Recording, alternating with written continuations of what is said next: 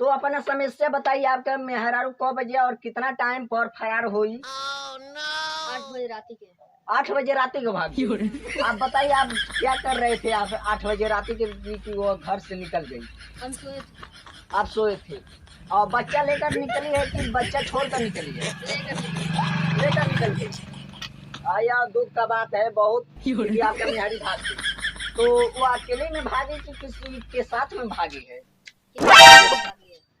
वो तो आपका मालूम था, तो आप घंटा उखाड़ रहे थे क्या? जाकर उसको उस साले को कंप्लेंट करना चाहिए ना उसका ऊपर भी कि हमारा मेहरी को लेकर भागने वाला है। हाँ, तो आप क्यों नहीं किए? हमको पता ही नहीं था। तो कैसे कह रहे हैं किसी को लेकर भागी है? पता चला है। अच्छा, आपको पता चला कि अब लेकर भागी है। चलिए ठीक है, मैं कोशिश करूंगा अपना वीडियो बनाकर कि आपका मेहरी जल्दी मिल जाए। भगवान से दुआ लगाऊंगा कि आपका मेहरी जल्दी मिल जाए। और अपना मेहरी का फोटो और आधार कार्ड पूरा जमा कर दीजिएगा। धन्यवाद। चल।